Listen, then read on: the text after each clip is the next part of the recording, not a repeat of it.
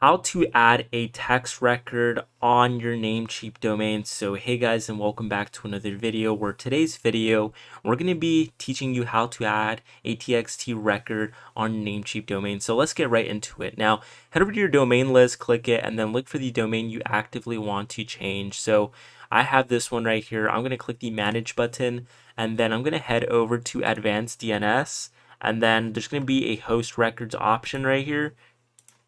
Right below it, add new record, click it, and then go down, scroll down to the TXT or text record. Once you do that, place the host and the value of the text record, and then the TTL will just be whatever you're comfortable with.